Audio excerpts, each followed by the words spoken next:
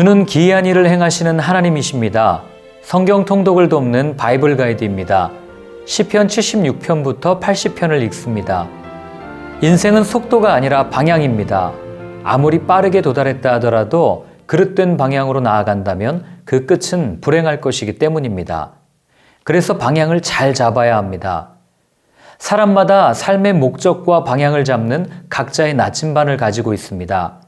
어떤 사람은 돈을, 어떤 사람은 권력을, 인기를, 명예라는 나침반을 가지고 있습니다. 아삽의 노래들은 잘못된 나침반을 가지고 살았던 사람들의 행적을 보여주며 그 뒤를 따르는 후손들에게 어떤 나침반을 지녀야 하는지를 말해줍니다.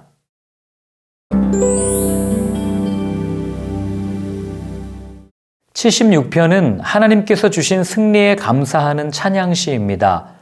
70인 역에서는 이 시의 제목을 아수르에 관하여 라고 기록하고 있습니다. 이것이 맞는다면 75편과 마찬가지로 아수르의 침공을 역사적 배경으로 하는 노래입니다. 단 75편이 아수르의 예루살렘 포위 앞에서 적에 대한 하나님의 심판을 소망한 노래라면 76편은 하룻밤 사이에 아수르의 군대 18만 5천 명을 죽이심으로 승리를 주신 하나님께 감사하는 노래입니다. 특별히 시인은 76편에서 하나님이 예루살렘을 이방인들의 공격으로부터 보호하시고 열방을 심판하시는 분으로, 그리고 다른 신들을 무찌르고 왕권을 확립하는 분으로 묘사합니다.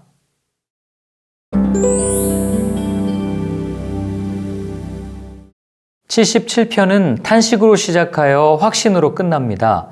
전반적인 내용은 비탄의 노래이지만 고난 가운데 겪었던 신앙의 갈등을 과거 하나님의 구원 역사에 대한 회고를 통해 극복하였음을 고백하는 지혜의 노래입니다. 77편이 던지는 질문들은 주께서 영원히 버리실까? 다시는 은혜를 베풀지 아니하실까? 등등의 인간의 염려를 개인의 기도 형식을 통해 공동체 전체의 고민으로 대변하고 있습니다. 아삽이 던졌던 염려의 질문들을 보며 아니, 하나님을 찬양하는 사람이 고난 앞에서 하나님께 의심을 품어도 되나요? 라고 물을 수도 있습니다. 의문을 품지 않는 신앙이 좋은 신앙은 아닙니다. 의문 없는 신앙, 맹목적인 신앙이 더 큰 독입니다. 하나님과의 인격적인 만남을 방해하기도 합니다. 문제에 대한 끝없는 의문과 질문이 해답과 해결로 가는 첫걸음이 되듯 하나님에 대한 의문은 의구심을 품은 사람들을 진리와 생명으로 인도하는 출발점이 됩니다. 이해되지 않는 진리 앞에서 끊임없이 의문을 품고 고민하되 사람이 아닌 하나님께 물으십시오. 사람에게 물어봐야 답이 나오지 않습니다. 믿음은 하나님께 속한 영역이기 때문입니다.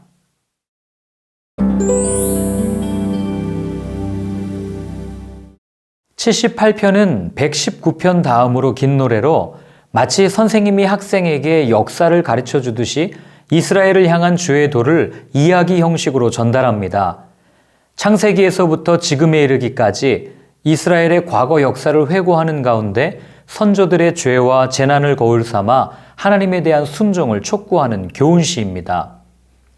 영국의 역사학자인 E.H. 칸은 역사는 과거와 현재 사이의 끊임없는 대화라고 말했습니다. 역사를 과거에 대한 단순한 기록으로 생각하는 것이 아니라 그 과거를 해석함으로써 오늘을 살아가는 사람들을 과거보다 더 나은 미래로 이끌어가게 해야 한다는 겁니다.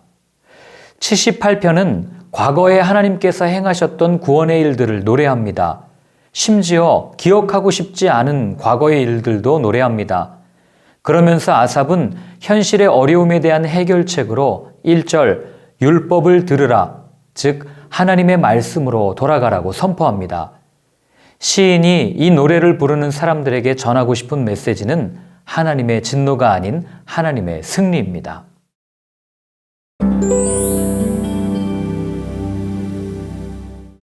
(79편은) 1절부터 4절, 7절, 11절에 묘사된 재앙으로 보아 바벨론에 의해 예루살렘이 함락된 것을 배경으로 하는 노래라는 것을 알 수 있습니다.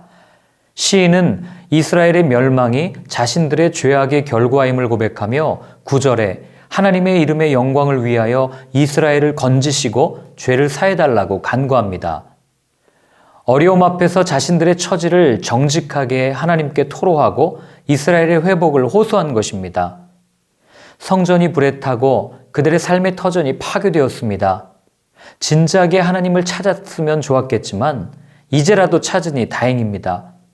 회복해 주실 하나님을 기대하며 우리는 주의 백성이요 주의 목장의 양이니 우리는 영원히 주께 감사하며 주의 영예를 대대에 전하리이다 라는 감사의 찬양으로 노래를 맺습니다.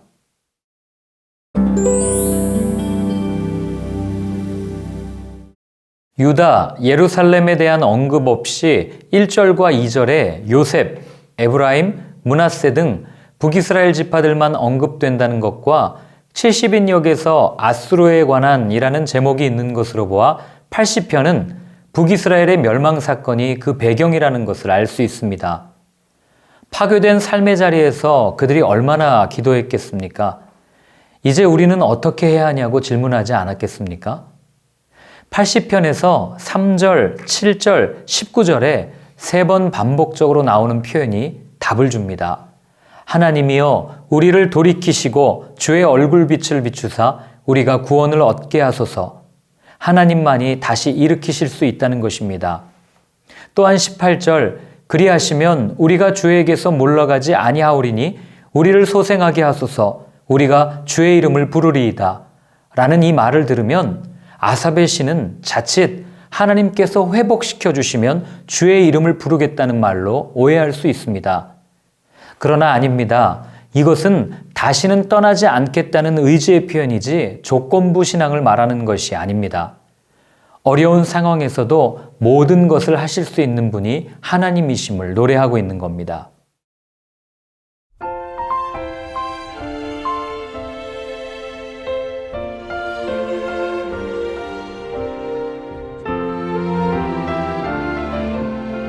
아삽은 어려운 현실 속에서 과거 이스라엘 선조들이 지나온 힘든 광야의 시간을 하나님께서 인도하셨다고 노래합니다.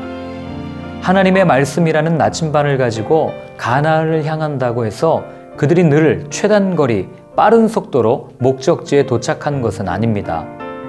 때로는 고난이라는 동네를 역경이라는 마을을 통과하기도 했습니다. 가는 길은 어려웠지만 하나님의 때가 되었을 때 약속의 땅에 도착했습니다.